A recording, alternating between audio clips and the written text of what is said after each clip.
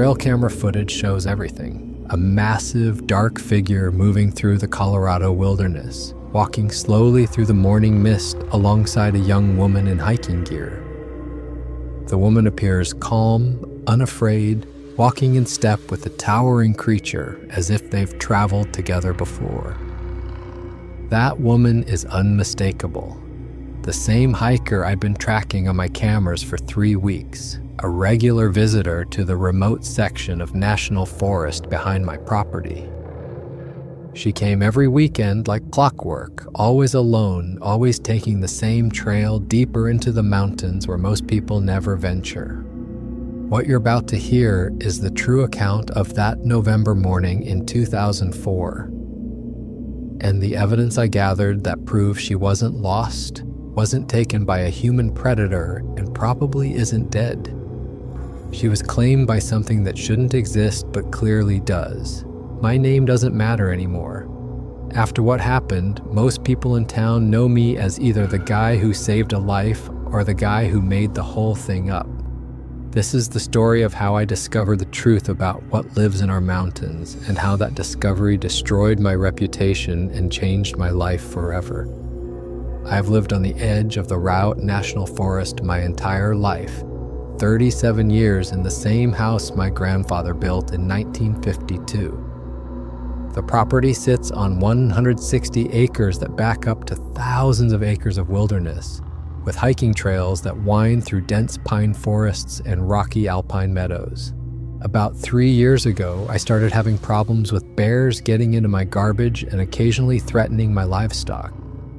Rather than complaining to the Park Service, I decided to set up a network of trail cameras to monitor wildlife movement patterns and figure out the best ways to protect my property.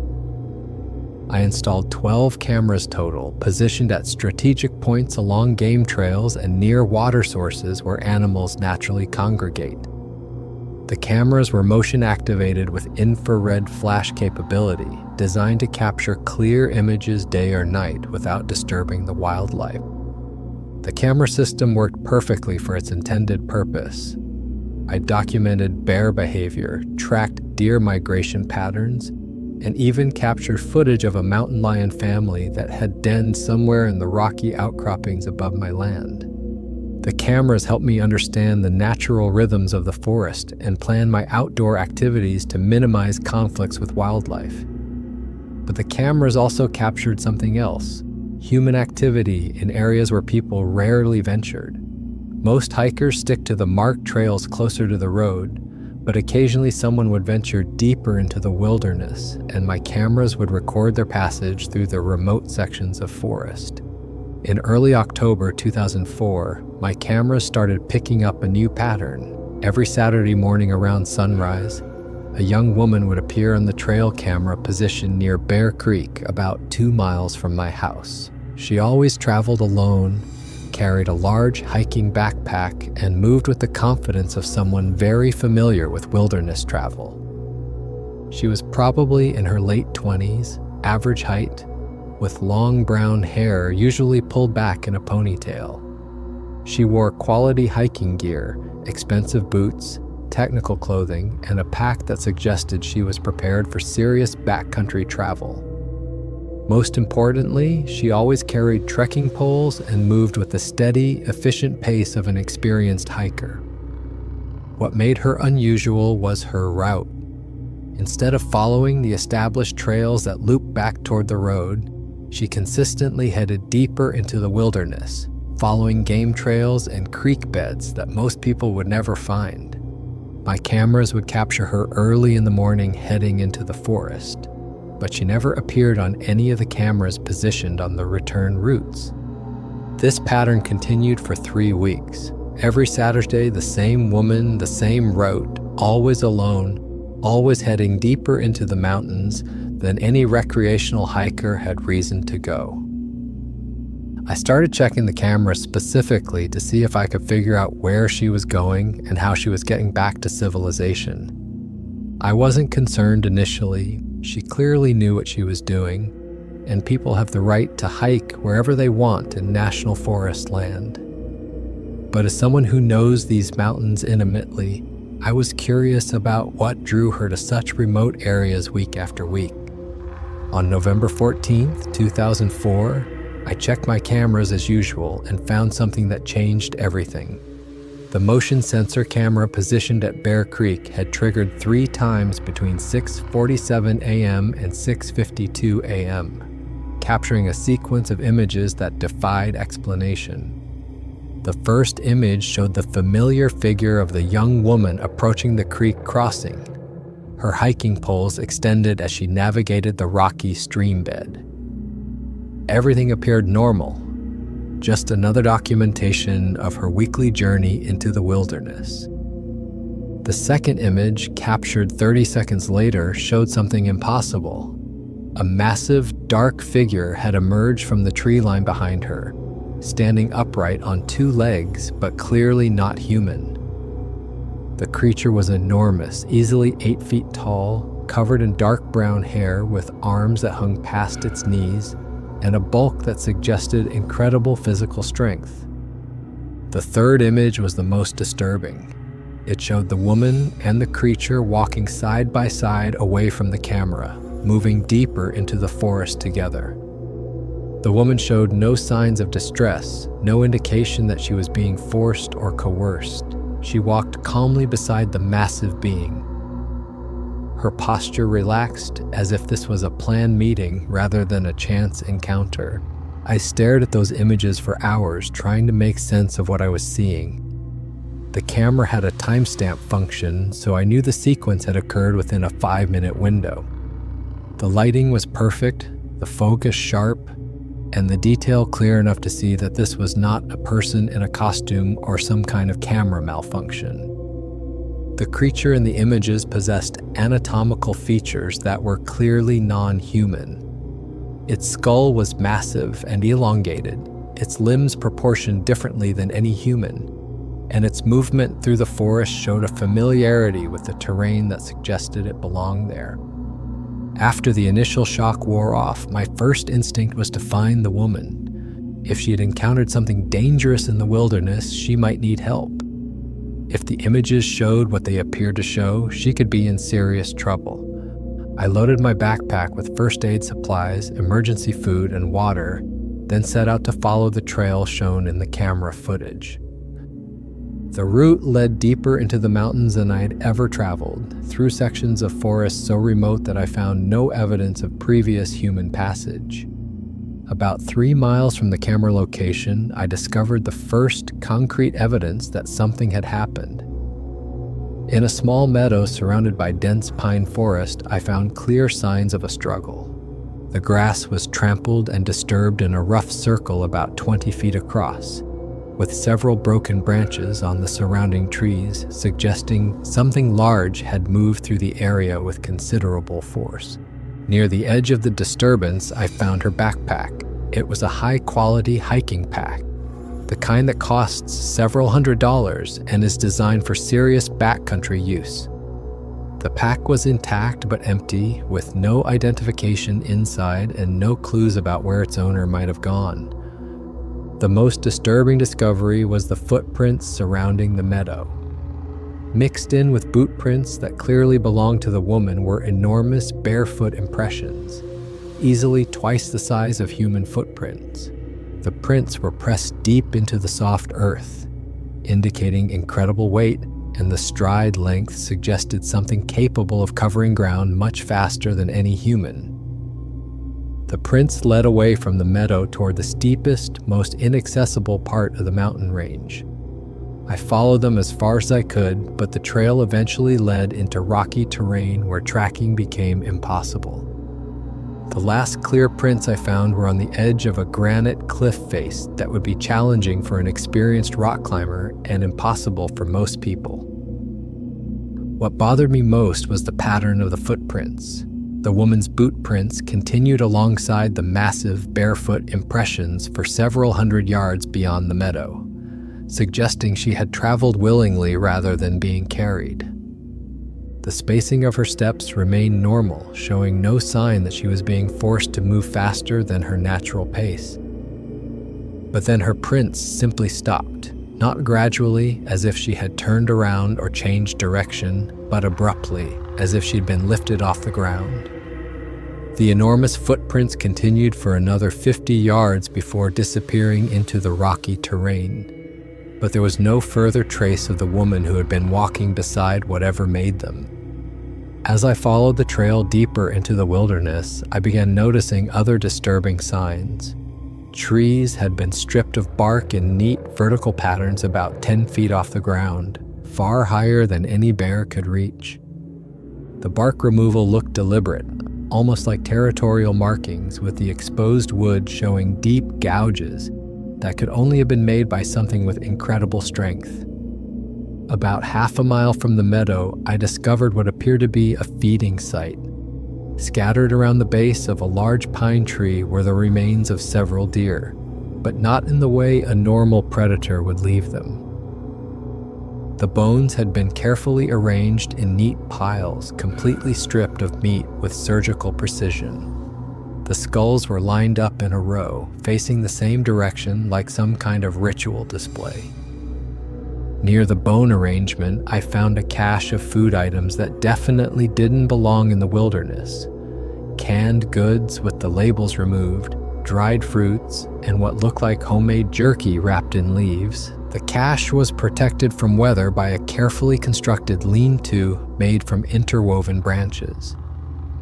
Someone or something was stockpiling food in preparation for winter, but the sophistication of the storage system suggested intelligence far beyond any known animal. The most unsettling discovery was a series of stick formations throughout the area. Large branches had been broken off trees and arranged in geometric patterns, triangles, X-shapes, and complex structures that defied natural explanation.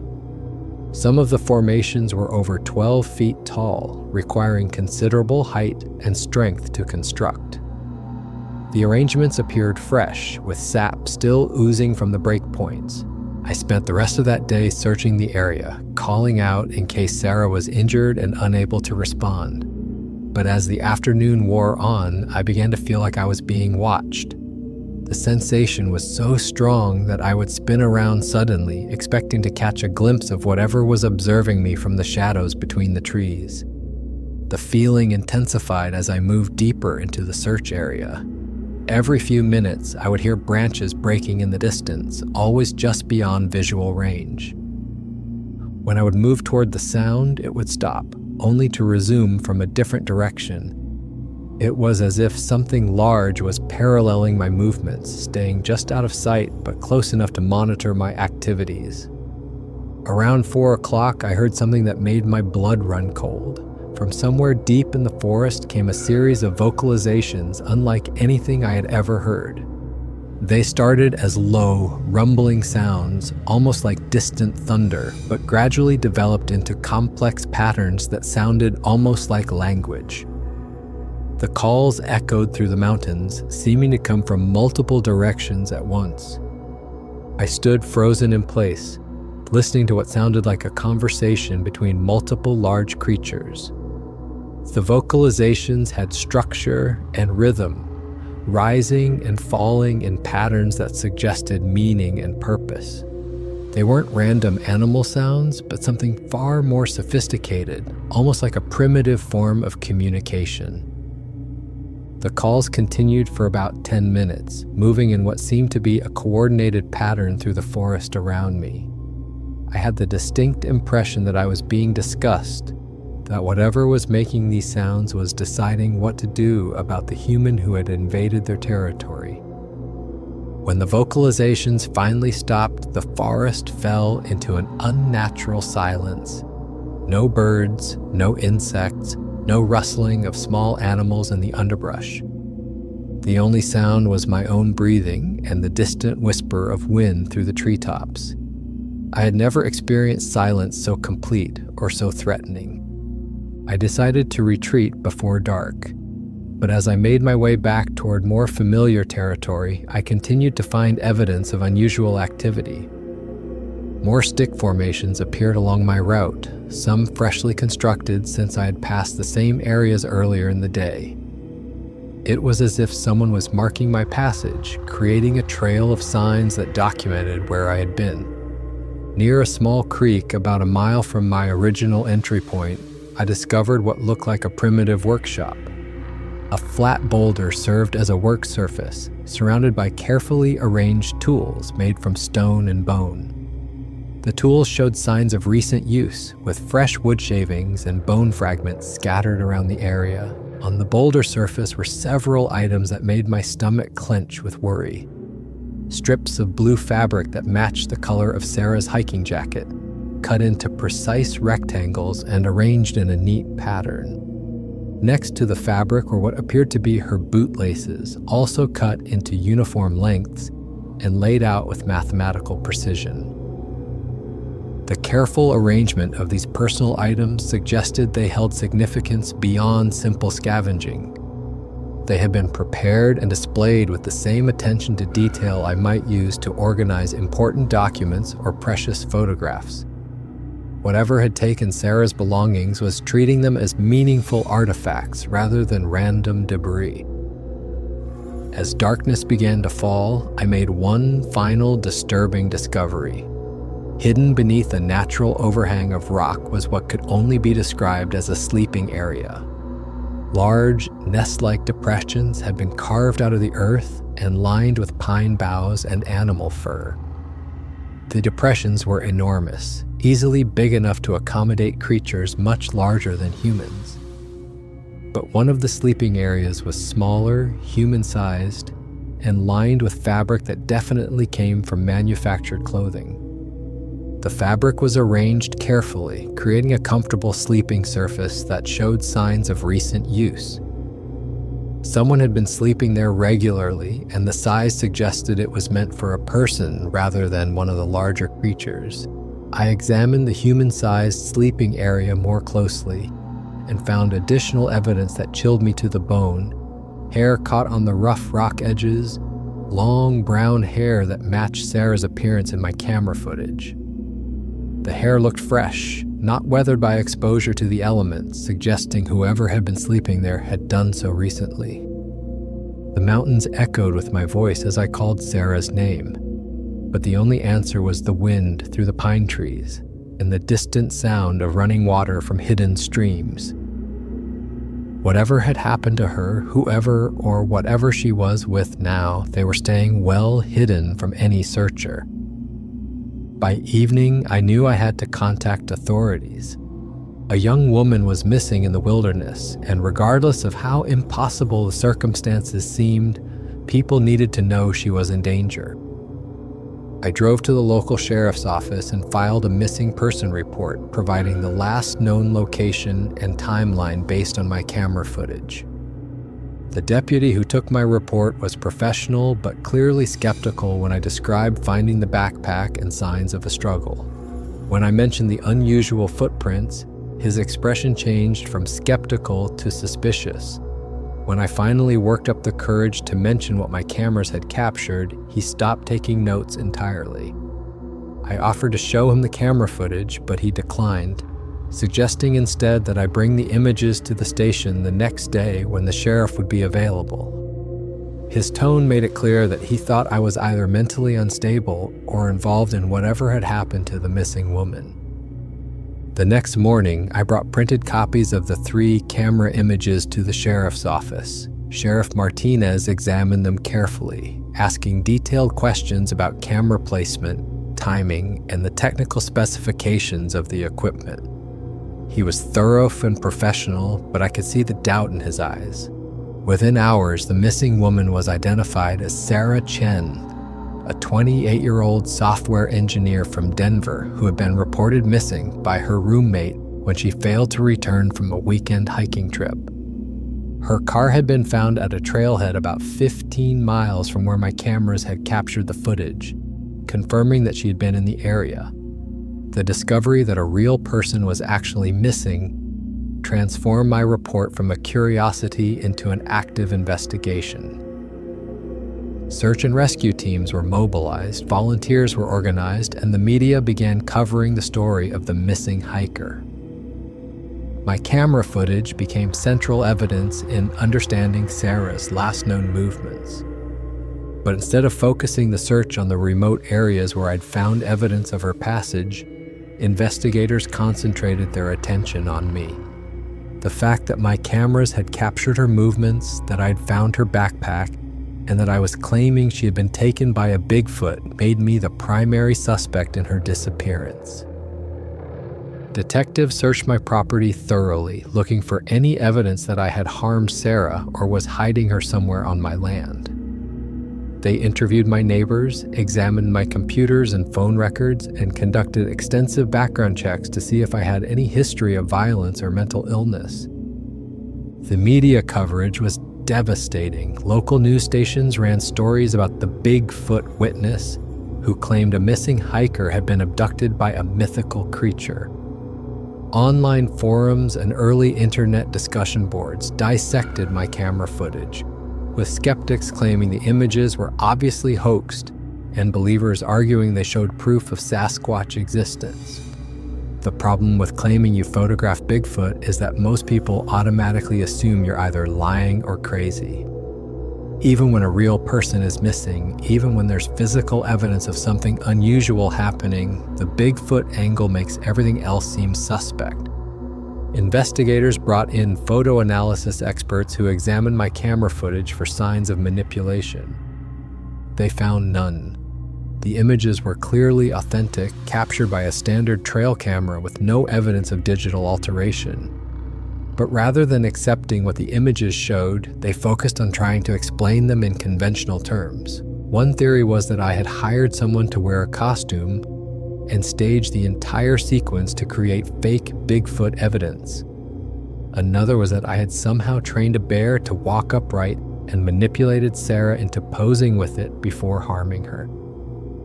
A third theory suggested that I had edited the footage to insert a Bigfoot figure into legitimate images of Sarah hiking alone. None of these theories explained how I could have predicted Sarah's exact route through the wilderness, or how I could have positioned a costumed accomplice in exactly the right place to intercept her.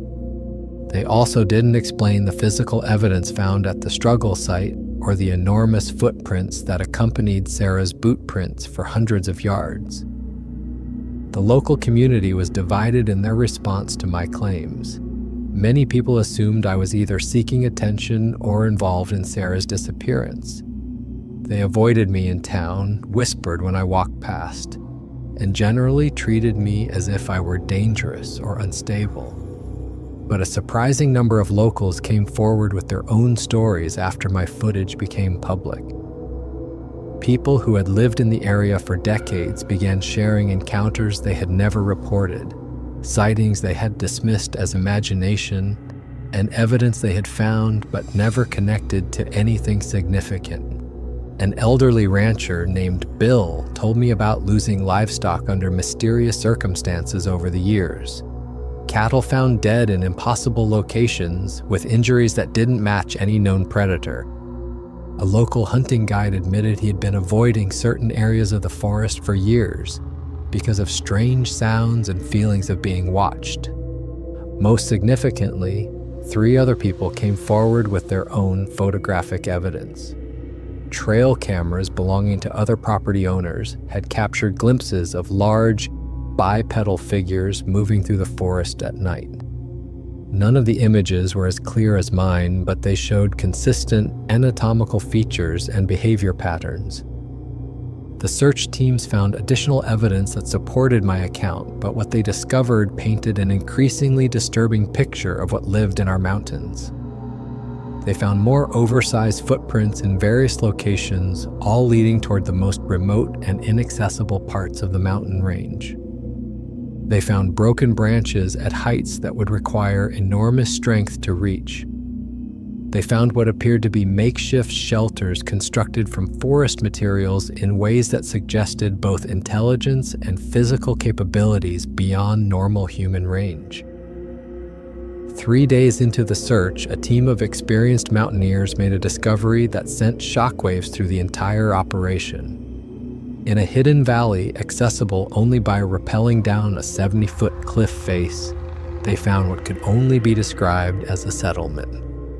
Multiple shelter structures have been built using sophisticated engineering principles, with drainage systems, wind barriers, and storage areas that demonstrated advanced understanding of wilderness survival. The shelters were enormous, clearly designed for occupants much larger than humans, but the construction techniques showed problem-solving abilities that challenged everything searchers thought they knew about wildlife in the region. Support beams had been carefully selected and positioned for maximum structural integrity. Walls were woven from branches using patterns that provided both strength and insulation. Roofs were layered with multiple materials to ensure complete water resistance. Most disturbing was what the search team found inside one of the larger shelters. Personal items that clearly belonged to humans were carefully arranged on natural rock shelves carved into the cave walls.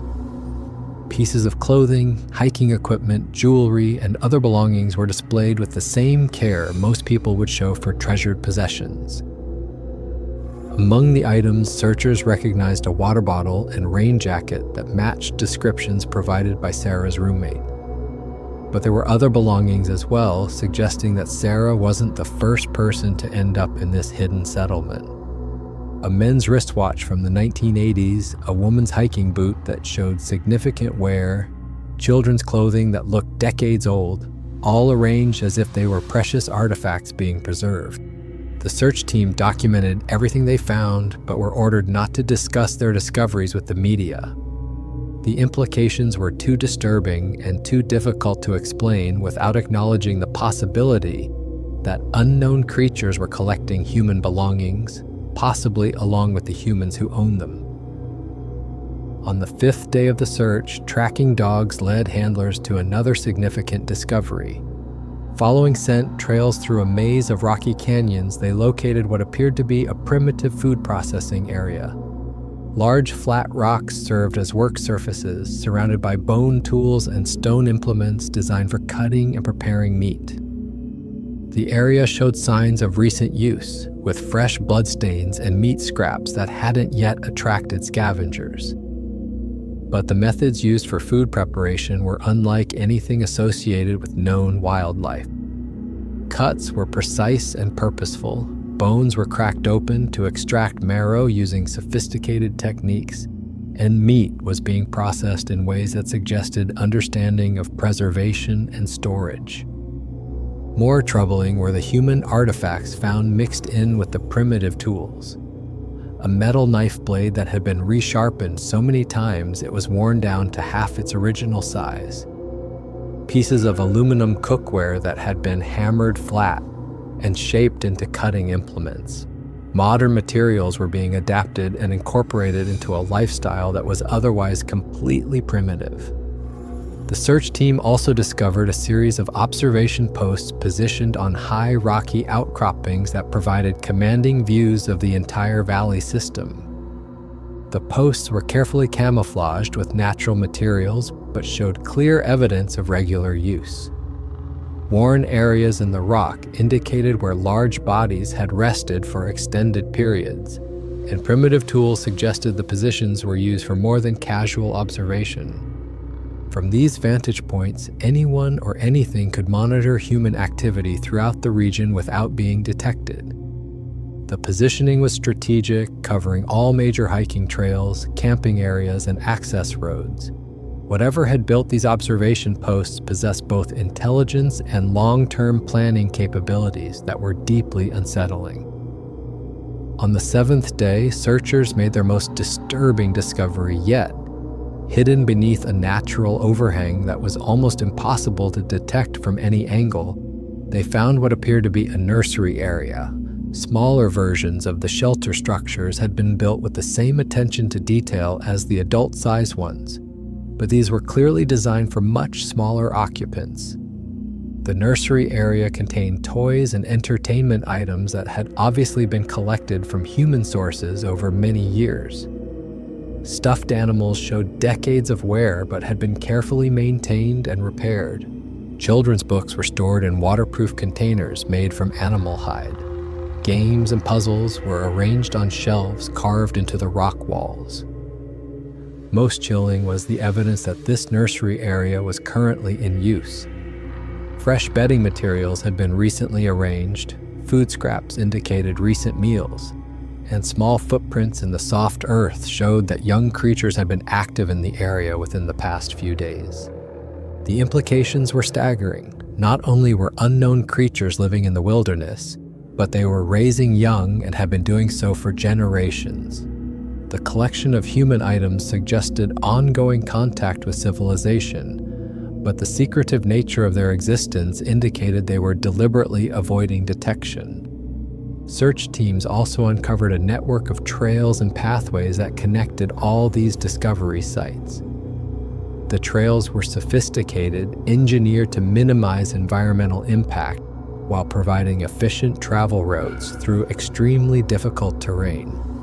Bridges had been constructed across streams using techniques that demonstrated understanding of load distribution and structural engineering. The trail system extended far beyond the immediate search area, disappearing into wilderness regions that would take weeks to explore completely. Wherever these creatures came from, wherever they were going, they had developed transportation infrastructure that allowed them to move through the mountains undetected while carrying supplies and possibly captives. But they never found Sarah Chen, despite the most extensive search operation in the county's history.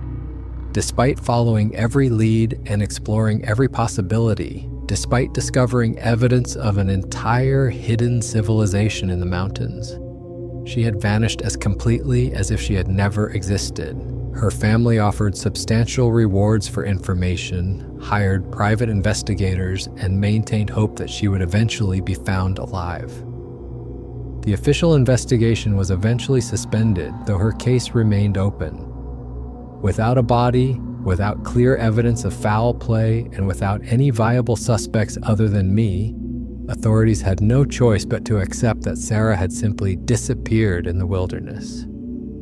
6 months after Sarah's disappearance, I was officially cleared as a suspect. The investigation had found no evidence connecting me to her fate beyond the camera footage and my discovery of the struggle site. My background check revealed no history of violence. My alibi for the morning she disappeared was solid, and I had no motive for harming a complete stranger. But being cleared legally didn't restore my reputation in the community. Many people continued to believe I was somehow involved, either in Sarah's disappearance or in creating an elaborate hoax. My business suffered as customers took their work elsewhere. Friends became distant and awkward in conversations. I became known as the crazy Bigfoot guy rather than just another local resident. The isolation was devastating. I had lived in this community my entire life, had grown up with many of these people, had been a respected member of the community before this happened. Now I was an outsider in my own hometown, treated with suspicion and ridicule by people who had known me for decades. The constant scrutiny and suspicion wore me down mentally and emotionally. I found myself questioning my own memories, wondering if I had somehow misinterpreted what I had seen. The camera footage was clear, the physical evidence was real, but the social pressure to accept a conventional explanation was overwhelming. 6 months after the official search ended, I began conducting my own private investigations. The discoveries made by search teams had been classified and kept from public knowledge, but I knew something extraordinary had been found in these mountains. I started making regular trips back to the areas where evidence had been discovered, hoping to find additional clues about Sarah's fate. My first solo expedition took me back to the hidden valley where search teams had found the settlement. Getting there required technical climbing equipment and expertise I had developed over years of mountain rescue work. The descent into the valley was treacherous, but I was determined to see for myself what had been discovered. The settlement was even more impressive than the search reports had described. The structures showed architectural sophistication that seemed impossible for primitive beings, yet the materials and construction methods were entirely natural. Walking among the shelters felt like stepping into a different world. one where intelligence had developed along completely different lines than human civilization. I spent hours examining the human artifacts that had been left behind by search teams. Each item told a story of lives that had been interrupted, people who had vanished into these mountains under circumstances similar to Sarah's disappearance. The collection spanned decades, suggesting that whatever was happening here had been going on for a very long time. The children's items were the most disturbing. Toys and clothing that dated back to the 1970s indicated that families had been affected by these disappearances for generations. But the careful preservation of these items suggested they weren't just trophies or random collections. They were being maintained as if they held deep emotional significance. On my second expedition, I discovered areas that search teams had missed. Following trails that led even deeper into the wilderness, I found additional settlements and what appeared to be seasonal camps. The creatures who built these structures migrated through the mountains according to patterns that took them far from any human activity during most of the year. At one of the seasonal camps, I made a discovery that convinced me Sarah was still alive. Hidden beneath a rock overhang was a message scratched into the stone wall. The letters were crude but clearly formed the word "help," followed by what looked like SC, Sarah's initials. The scratches appeared fresh, made within the past few months rather than dating back to her original disappearance. Below the message were other markings that looked like a primitive calendar system. Lines grouped in sets of 7 suggested someone was tracking weeks, possibly marking the passage of time since their arrival. If Sarah had made these markings, she had been keeping track of her captivity for nearly 8 months. About a year after Sarah's disappearance, my cameras captured additional footage that validated everything I had reported and proved the creatures were still active in the area. A motion sensor camera positioned near a natural spring recorded a family group of the creatures, 2 adults and what appeared to be a juvenile, drinking water during the early morning hours. The footage was even clearer than the original images, showing details of anatomy and behavior that left no doubt these were real, living beings rather than people in costumes.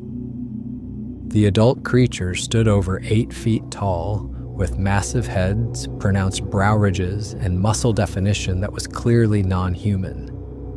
They moved with fluid grace through the forest, communicating with each other through sounds that resembled no known animal vocalizations.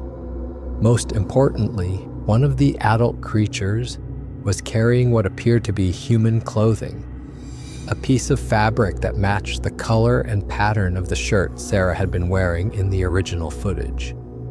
The creature handled the fabric carefully, almost reverently, suggesting it held some significance beyond simple scavenging. But the new footage reveals something even more significant.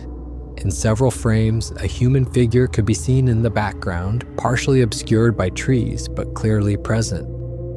The figure was too distant to identify with certainty, but the size and posture matched Sarah's general characteristics. Most importantly, the person appeared to be moving freely rather than under restraint. Over the following months, my camera network captured additional glimpses of human activity in areas where no hikers should have been able to survive. Footprints that appeared to be from manufactured boots, but in patterns that suggested the wearer had adapted to traveling with non-human companions. Campsites that showed a mixture of primitive and modern survival techniques. The most compelling evidence came from a camera position near the message site I had discovered. 3 separate times over a 6-month period, the camera captured images of someone updating the crude calendar markings on the rock wall. The person was always photographed from behind or at angles that made positive identification impossible, but the clothing and hair visible in the images was consistent with Sarah's appearance. My continued investigations revealed that the creature activity extended far beyond the immediate area where Sarah had disappeared. Following trail systems and seasonal migration patterns, I discovered that the hidden settlements were part of a much larger network that stretched throughout the Rocky Mountain region. evidence of similar communities existed in remote areas of 3 different national forests, all connected by trail systems that avoided human detection while providing safe passage for large groups traveling with supplies and possibly captives. The scope of the civilization I was uncovering was staggering, an entire society that had managed to remain hidden while existing alongside human development. The network included seasonal gathering areas where multiple family groups appeared to come together for purposes I could only guess at. These sites showed evidence of large-scale food preparation, tool manufacturing, and what might have been educational or cultural activities. The sophistication of the social organization was evident in the careful planning and resource management these gatherings required. At one of the gathering sites, I found evidence that convinced me other missing persons cases might be connected to what had happened to Sarah. Personal belongings from multiple time periods were arranged in what appeared to be memorial displays. Items dating back to the 1950s were mixed with more recent belongings, suggesting a pattern of human acquisition that had been ongoing for decades. The displays were organized with a logic I couldn't fully understand, but which clearly held meaning for whoever had created them. Items were grouped by type, by age, by some classification system that spoke to an intelligence capable of complex categorization and long-term memory. These weren't random collections, but carefully curated archives of human contact. The more I learned about the creatures who had taken Sarah, the more convinced I became that her disappearance wasn't necessarily a tragedy. The evidence suggested a society that, while primitive in technology, possessed social structures and emotional capabilities that might have provided her with a life she couldn't find in human civilization. The careful preservation of human artifacts, the apparent freedom of movement shown by the human figures in my camera footage, the organized nature of their communities, all pointed to the possibility that Sarah had been integrated into their society rather than simply held captive. But the questions that haunted me remained unanswered. Had she chosen to stay with them, or was she being held against her will? Had she adapted to their lifestyle, or was she still hoping for rescue? Did she remember her previous life, or had she been completely assimilated into their world? The possibility that Sarah had found something in the wilderness that was more appealing than her life in civilization was both hopeful and disturbing. It suggested she had discovered a form of existence that fulfilled needs she hadn't been able to meet in the modern world, but it also meant she had abandoned a family and friends who continued to grieve for her. My ongoing camera surveillance provided regular evidence that both the creatures and at least one human continued to inhabit the wilderness behind my property. The human figure appeared in footage every few months, always at a distance, always in circumstances that made positive identification impossible, but which suggested ongoing survival and apparent health. 18 years have passed since Sarah Chen disappeared into the wilderness behind my property, but my investigation has never stopped. The camera network has expanded to cover more territory, and the evidence continues to accumulate that something extraordinary exists in our mountains.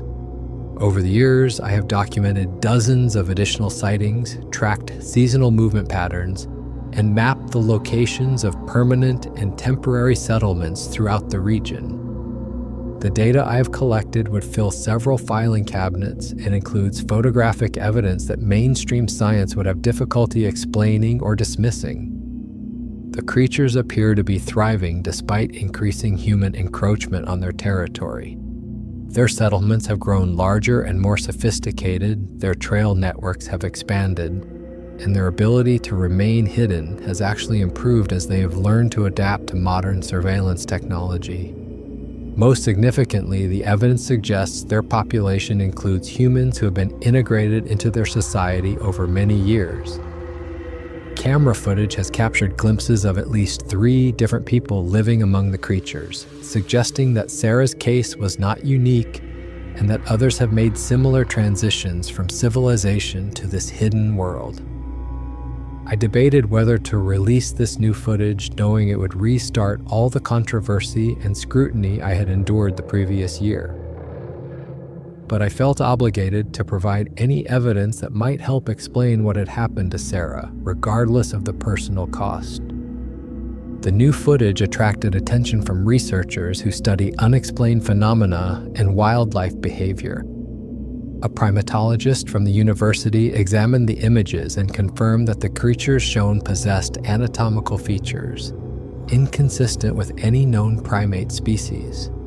Their locomotion, muscle structure, and behavioral patterns suggested an unknown bipedal species adapted for life in mountainous forest environments. An anthropologist specializing in human evolution noted that the skull shape and limb proportions visible in the footage resembled characteristics predicted for intermediate forms between modern humans and earlier hominid species. The possibility that a relict population of archaic humans might have survived in remote wilderness areas was scientifically intriguing, though practically difficult to prove. Wildlife biologists pointed out that the creature's behavior suggested complex social structures and intelligence levels far beyond those of known North American mammals. Their apparent adoption or integration of a human individual indicated cognitive capabilities that challenge conventional understanding of animal behavior and interspecies interaction. 18 years have passed since Sarah Chen disappeared into the wilderness behind my property. The case remains officially unsolved, though most people have moved on to other concerns. The media attention has faded, the search teams have disbanded, and Sarah's family has established a memorial foundation in her honor. I continue to monitor my trail cameras, documenting the ongoing presence of these creatures in the forest. Over the years, I have captured dozens of additional images and several more video sequences showing their activities. They appear to be thriving in the remote wilderness, maintaining a lifestyle that has allowed them to remain hidden from human civilization while adapting to encroachment on their territory. Sometimes I wonder if Sarah chose to disappear with them, if she was seeking something in the wilderness that she couldn't find in her ordinary life. The footage suggests she was not taken against her will, but rather accepted an invitation into a world most people don't know exists. Other times I worry that I failed her somehow, that I should have been more aggressive in my search efforts or more convincing in my attempts to get authorities to take the evidence seriously. The fact that she was never found, never had the opportunity to explain her choices, leaves questions that will probably never be answered. The creatures continue to use the forest behind my property as part of their territory. My cameras capture them regularly now, as if they have become accustomed to the mechanical devices and no longer see them as threats. They travel in small groups, maintain what appear to be seasonal camps in different areas, and show behaviors that suggest complex social relationships. I have never attempted direct contact with them, though there have been occasions when I felt they were aware of my presence in the forest. Sometimes when I'm checking cameras or maintaining equipment, I get the distinct feeling of being watched. Once, I found fresh footprints near my house, as if one of them had approached during the night to observe my activities. The local Bigfoot believers regard me as a hero, someone who provided proof of what they have always known to be true. They regularly ask to see my footage, invite me to conferences, and treat me as an expert on the subject.